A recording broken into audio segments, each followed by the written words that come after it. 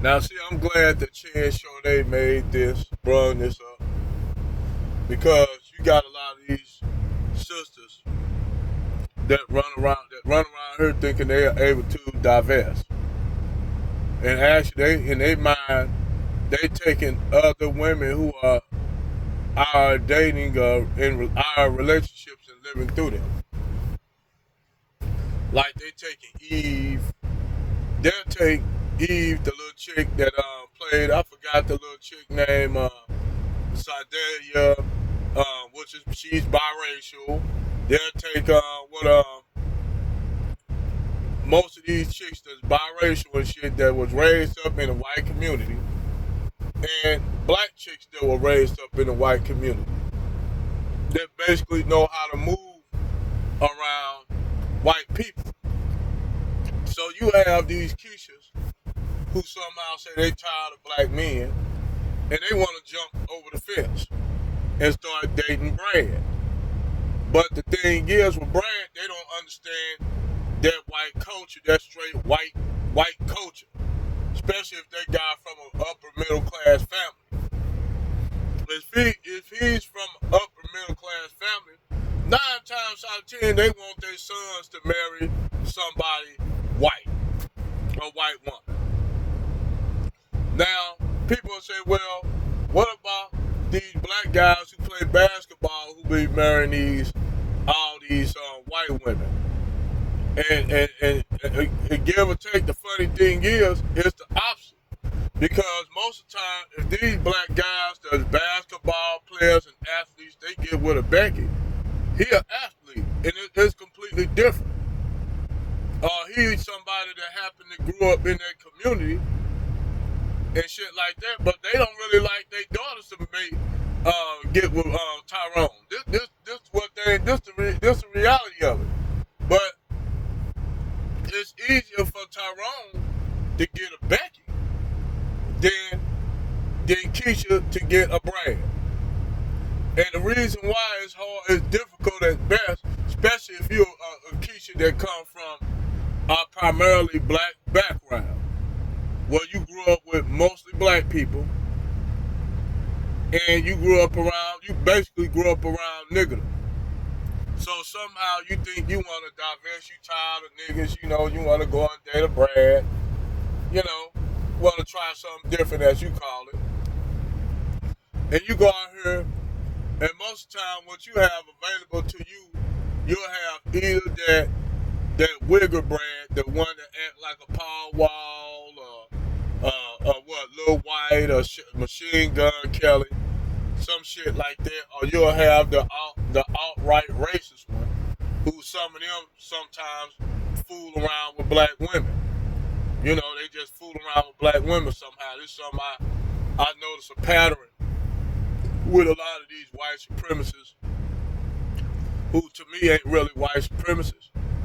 They just opportunists. They just use the whole idea of white supremacy because they don't belong to anything. They trying to belong. So that's where, they want to belong to something. But they ain't really about white supremacy, because for real white supremacy, you ain't gonna be around. You like Nick Fuentes. You ain't gonna go nowhere where a whole bunch of niggas at. You don't see Jared. If Jared Taylor have an interview with somebody like Jason Black or Tommy, that's gonna be somebody on an individual note. They ain't gonna get on no panels with no Pearly or fucking Fresh and Fit. They not gonna expose themselves like that, because other white supremacists, real hardcore, hardline white supremacists, gonna side eye you on that kind of shit. Especially those hardcore Aryan Nation white supremacists that's hardcore. They and then you already got a Latin name, Nick Fuentes, and you look kind of ambiguous to them. You don't look like the average white, blonde haired, blue eyed looking Aryan dude. So now they already skeptical about you. So you up here on fucking Fresh and Fit with all these black chicks twerking on you, kissing you and shit, and you ain't doing nothing. Yeah, that just don't. Dude, them white supremacists looking at you like side eye. They side-eyeing you, dude, because white supremacists don't get down like that. Now, will they bag and screw a black girl in secret? Yeah, most of them do. Most of them be in relationships secretly with Keisha. And Keisha be in relationship with them. But the funny thing is, that's what most of these black women, that idea of swirling, their whole idea of thinking they're going to get with a Brad and run off into the sunset, have a whole bunch of biracial kids, and they're going to live in a mostly white mixed community and shit where you have other people like them and they drive off, he goes off to work in his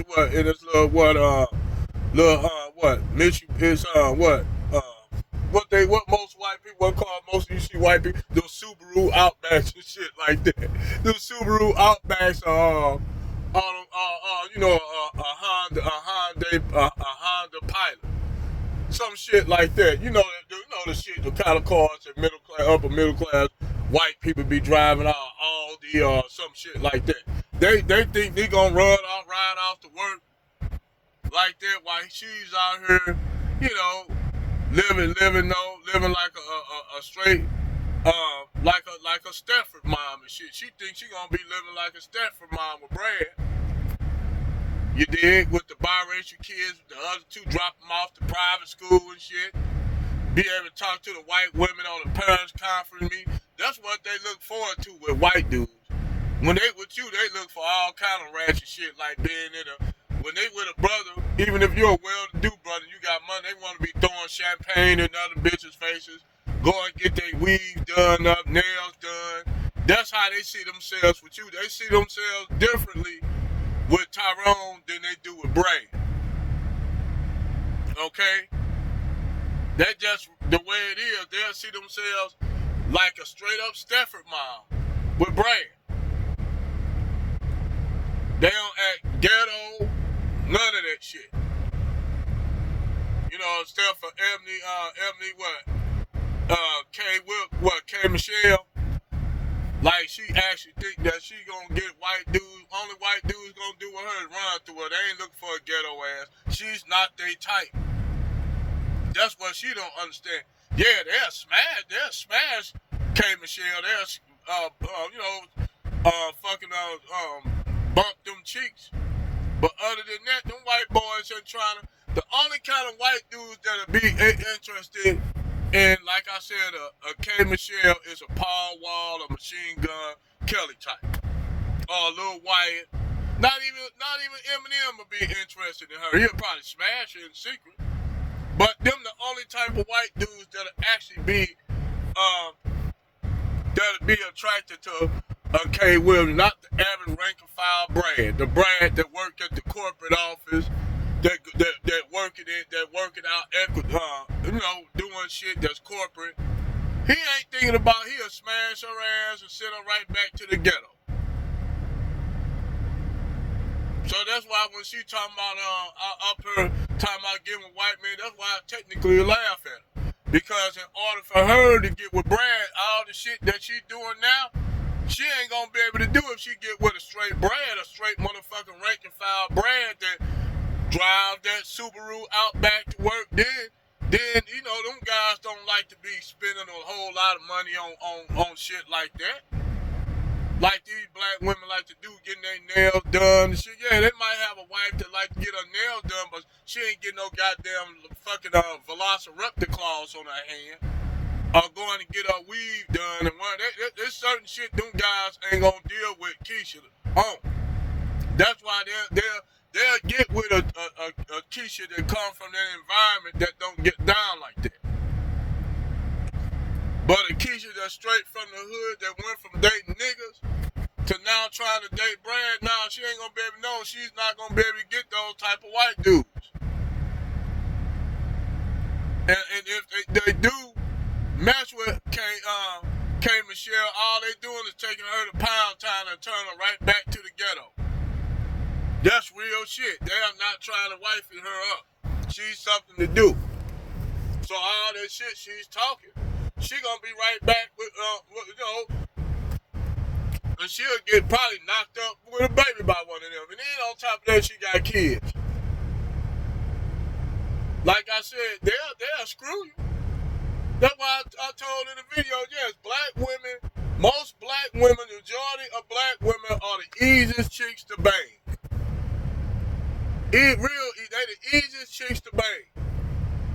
It don't take nothing as a white dude. When white dudes ask, how can I get her? Ain't no white dude asking that. These chicks will get with a nerdy white dude. They'll get with a nerdy ass white dude. I seen it with nerdy ass white dudes. But they'll tell you they want the hardest street nigga, thug ass nigga they can find out of you. They'll settle for mediocrity with white men. But tell you they want you to be motherfucking what, 6'3",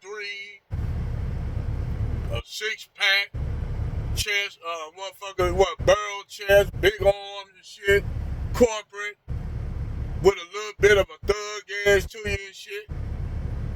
You know, a nice dresser and treat them like a queen. Pick them up, curry them over puddles of water and shit. Whoop a nigga ass over their ass and shit. Be able to kill 2 or 3 niggas at one time and shit like Superman. Them the kind of black niggas that these chicks want. These little chicks want. They want goddamn superhero ass thug niggas. That's corporate. They want a corporate thug nigga. That's what they want. They want a composite. Black chicks want a composite nigga when it come to black men. Then they want a nigga to have money. But you be a brag, you don't have to have no money. You don't have to have shit to be brag. All you have to do come with your whiteness. That's all. Your whiteness. That's how I tell any white dude, ask me, hey, how you get a black chick, dude? You don't need nothing. You don't have to come with nothing to the plate to get with Keisha, dog. Keisha will let you get it. Because you brand. Now, I ain't saying all Keishas, but you'll know them if you're a nerdy white dude, look like a geek, looking like a homeboy from Revenge of the Nerds, they will get with you. And I ain't gonna lie, they be the finest ass black chicks. So yeah, on that note, you don't have to write books and novels and shit to get with Keisha. Like Keisha gotta write novels and books and sex books about being a bed wench and shit. That shit that black women are the only ones that do. I mean, people write. You have white women that write no romance novels, but most time they just be romance novels with white men and shit. But black women make straight. I'm a slave in love with my master. Books like that and shit. They be writing some damn titles. You go look at the titles of them books they be writing and shit to get with Brad. They be so graphic, man. I sat down and read one of them damn books. I was like, oh my God. These how these chicks actually want to live. These are black women, and them be the best sellers of black women. Or these books too, the thug ass nigga books. Where I'm in love with the dope. I got the dope boy baby. Those books. So Zaddy, White Zaddy, and motherfucking Pookie and Ray thug ass nigga books, those are the biggest sellers to black women. They ain't gonna make no book about being the black corporate CEO husband, wife. They ain't gonna make no books like that. Where the brother that's educated, got his shit together. They ain't gonna make no books about him because he's not interested. Even after Keisha had multiple baby daddies with Pookie and Ray, they really ain't interested in them, but they be like, girl, I gotta settle down. I'm getting too old. I'm getting bags up under my eyes. My titties starting to hang, and my ass don't look like the way it used to look. So I can't really shake my ass in the club no more. Cause you seen that new girl that come up there. What you mean, that light skinned girl named Keita? Girl, that girl making money on. Yeah, I can't stand that bitch. Ever since that bitch got in the strip club, she been beating me out, and I got 5 kids to feed by Pookie and Ray Ray and the pastor at my mama church.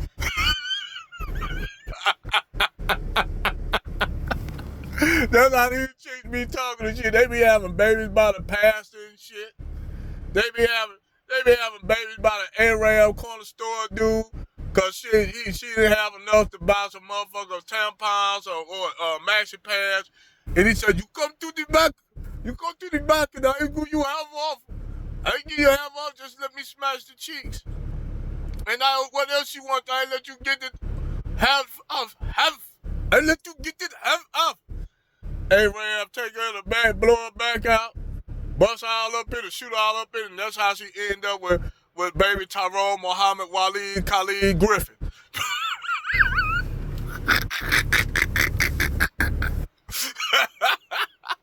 That's how she ended up with 2 kids to have a Arabic name. You like, damn, your kid, you married to somebody in the nation now. His daddy work at that corner store around. You talking about that nigga that ICE just picked up and they say he was gonna do some terrorist acts? Him? Who they locking him up? That's your baby daddy? That nigga said he would the Taliban and shit. But anyway, yeah, Chill's right. A lot of these black chicks can't, man. In order for you to divest, man, majority of y'all sisters ain't gonna be able to do it. They'll take y'all to Pound Town. I'm just gonna keep it real 100. They'll take y'all to Pound Town, but that's about it. And that's another reason why, I'm gonna tell you the reason, that's the reason why a lot of these black women are fucking jealous of black men in a way. Because black men, not that I'm trying to say, that's all cool for Tyrone to get out here and get with Becky either. But I'm just keeping it 100. Tyrone got a better chance getting with Becky than you got getting with Brad. Because they actually are getting with Becky and getting married and shit at higher rates. So you have a lot of black women that do that actually are jealous of black men just because of that. The funny thing is, and Sarge said it, you have a lot of these group of men, ethnic group of men. Like, you'll have Hispanics, you'll have Indian dudes. They'll get mad and wonder why all the black chicks be getting with Tyrone and not them. It's like, it's a motherfucker like that's white women's second choice next to Brad. Especially if you're a well-to-do brother, you got money and shit. Yeah, and they'll try to, what they try to do is say white women are fetishizing brothers. These are just mirror projections. Now, I'm not saying you won't have Becky's that fetishize Tyrone on some Mandingo slave plantation and shit. Running around swinging his Johnson like a double Dutch rope. I'm not saying that, but for the most part, when black men and Becky get together, it's not like it's just something that naturally happened. It ain't no motherfucker with that brother. I ain't saying you don't got no niggas that don't pursue white women, because you do. I ain't gonna lie like that. But for the majority, for the most part, if Tyrone run into a Becky, either they meet at the gym. They meet Becky and Tyrone meet at the gym, and she up there looking at Tyrone up there, muscles and shit, bulgy nigga working out, sweating, and Becky up there turned on by that. Like, look at what happened to Tia Mowry, ex-husband. He went to the gym, started working out. Becky turned around and looked at him quick. And I bet you any money Becky approached him. See, Becky approached Tyrone. A lot of times, in those situations, Becky be approaching Tyrone.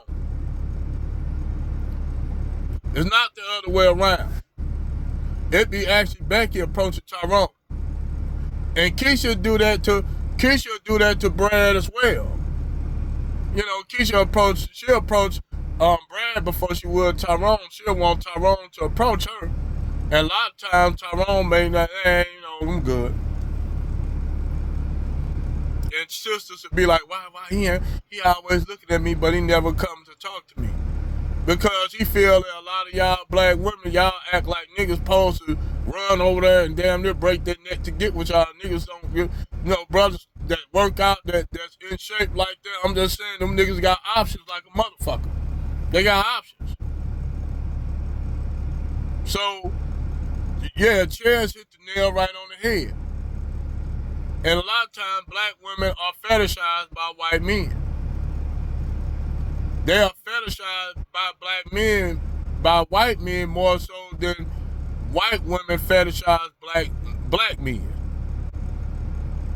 So, yes, Chaz hit the nail on the head. She is correcto mundo. Over and out.